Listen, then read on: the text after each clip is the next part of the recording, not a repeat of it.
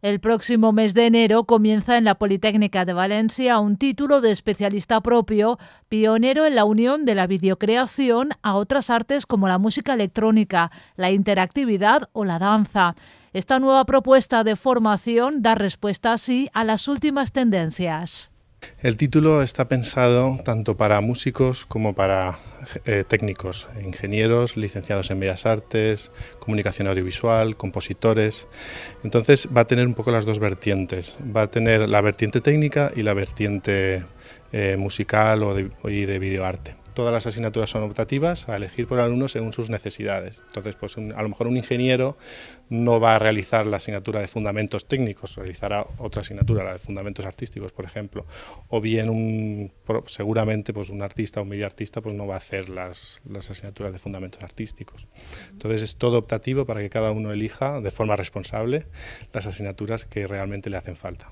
El objetivo del título es dotar al alumno de los conocimientos necesarios para la realización de obras, representaciones, sistemas, software e instalaciones de música y videoarte con electrónica e interactividad. Así, para finalizar los estudios, los alumnos tendrán que presentar un proyecto que podrá ser tanto de tipo artístico como técnico en función del perfil de cada uno. El mejor trabajo de la promoción será interpretado en un festival organizado por la Asociación de Música Electroacústica de España y será premiado además con una estancia de una semana en el Laboratorio de Música Electroacústica del Conservatorio Superior Joaquín Rodrigo para la realización de una obra en el nuevo estudio de grabación. Se puede trabajar en los dos mundos, tanto en el mundo digital como en el analógico, incluso trabajar con los dos, de tal manera que la calidez que da el mundo analógico luego se puede trabajar grabando en sistemas digitales. Y luego software, pues hay muchísimo, quiero decir, sería larguísima esto, pero bueno, hay herramientas como para estar trabajando y plantear cualquier tipo de trabajo, tanto desde el punto de vista visual como sonoro.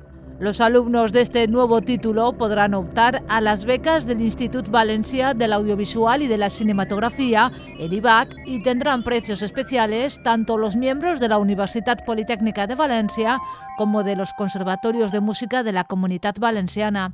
La preinscripción para el título de especialista universitario en música electrónica y electroacústica, interactividad y videocreación estará abierta hasta el 15 de diciembre.